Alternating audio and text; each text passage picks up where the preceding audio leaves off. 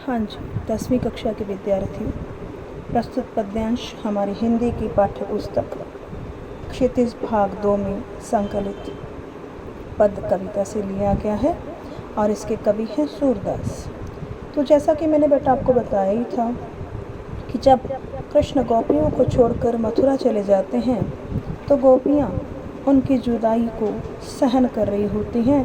तो कृष्ण उन्हें सांत्वना देने के लिए अपने दोस्त उद्धव को उनके पास भेजते हैं और उद्धव उन्हें योग का संदेश देता है और कृष्ण की भक्ति को छोड़ने के लिए कहता है। तब गोपियाँ उद्धव पर व्यंग्य करती हुई क्या कहती हैं? ऊधो तुम हो अति बड़भागी, हे उद्धव तुम कैसे हो? अति बड़भागी, बड़े ही भाग्यशाली हो।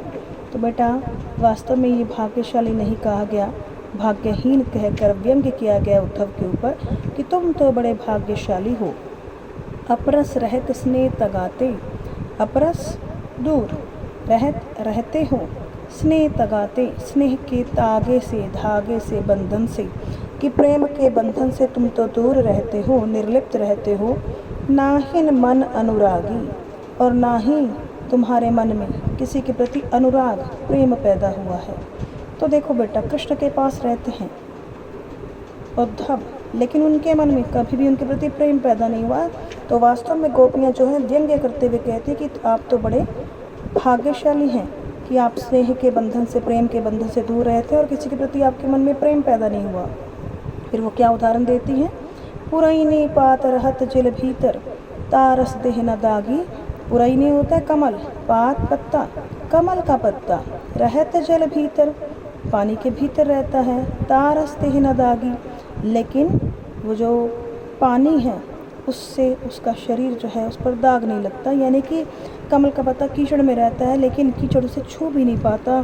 तुम कृष्ण के पास रहते हो लेकिन कृष्ण का प्रेम तुम्हें छू भी नहीं पाया। ज्यों जल माँ तेल की गागरी। फिर उदाहरण देती हैं गोपियाँ कि जैसे जल के बीच में तेल की गागर को रख दिया जाए, तेल की मटके को लिख दिया जाए, बूंद न ताको लागी। तो वो जो तेल की मटकी है उस पर पानी की बूंद स्पर्श भी नहीं करती, छू भी नहीं पाती। उसी प्रकार तुम रहती तो कृष्ण के पास हो लेकिन तुम्हें कृष्ण का प्रेम छू भी नहीं पाया।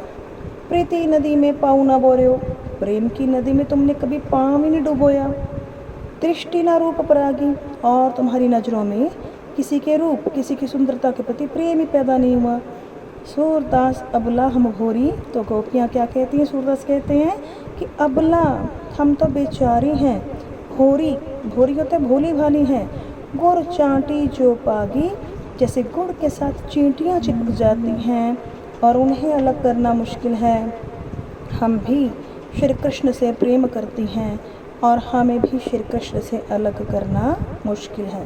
तो अंतिम जो दो पंक्ति उसमें क्या कहती हैं गोपियाँ कि प्रेम की नदी में तुमने कभी पाँव ही नहीं डुबोया, तुम्हें कभी किससे प्रेम ही नहीं हुआ, ना ही सुंदरता, किसी की सुंदरता के लिए तुम्हारी नज़रों में कभी आकर्षण पैदा हुआ। सूरदास कहते हैं, गोपियाँ कहती हैं कि हम तो भोली भाली हैं, जैसे गुड़ के साथ चींटियाँ चिपक जाती हैं। पागी मतलब चिपक जाना, उन्हें अलग करना मुश्किल है। हमें भी श्री कृष्ण के प्रति से अलग करना मुश्किल है। इस प्रकार गोपियों ने कृष्ण के प्रति अनन्य भक्ति भावना का परिचय दिया है और उद्धव को भाग्यशाली कहकर वास्तव में उस पर व्यंग्य किया है। Thank you students.